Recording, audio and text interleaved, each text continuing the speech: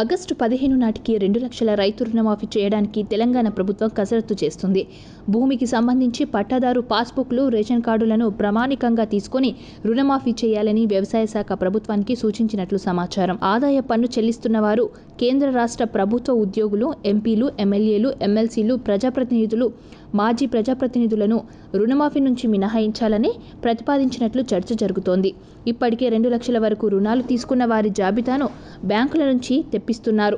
మరో 2-3 రోజుల్లో ఈ జాబితా ప్రభుత్వానికి చేరనుంది.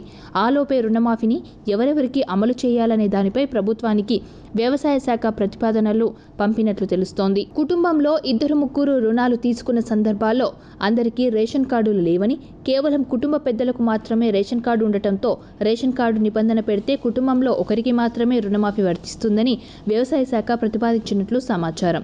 పాస్బుక్, రేషన్ కార్డు, ఆదాయపు పన్ను చెల్లింపుదారులు, ఉద్యోగులు, ప్రజాప్రతినిధుల తొలగింపు నిబంధనలతో రుణమాఫీ అర్హుల సంఖ్య 60 లక్షల నుంచి 40 లక్షల మందికి తగ్గుతుందని వ్యవసాయ శాఖ అంచనా వేస్తోంది. మొత్తం రుణమాఫీకి 31,000 కోట్లు ఖర్చవుతాయని సీఎం రేవంత్ రెడ్డి ఇప్పటికే స్పష్టం చేశారు. రుణమాఫీ మార్గదర్శకాలు త్వరలో విడుదలవుతాయని కూడా సీఎం ప్రకటించారు. ఈ నేపథ్యంలో అందులో ఎలాంటి అంశాలు చేర్చాలన్న దానిపై అధికారులు చర్చిస్తున్నారు.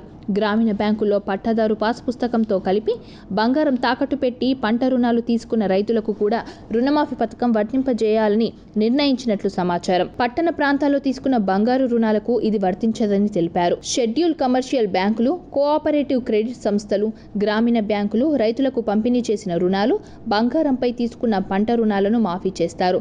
అయితే పీఎం కిసాన్ నిబంధనల ప్రకారం అందులో ఉన్న అర్హతలను రుణమాఫీకి అమలు చేస్తారా లేదా అన్న దానిపై ఇంకా స్పష్టత రాలేదు.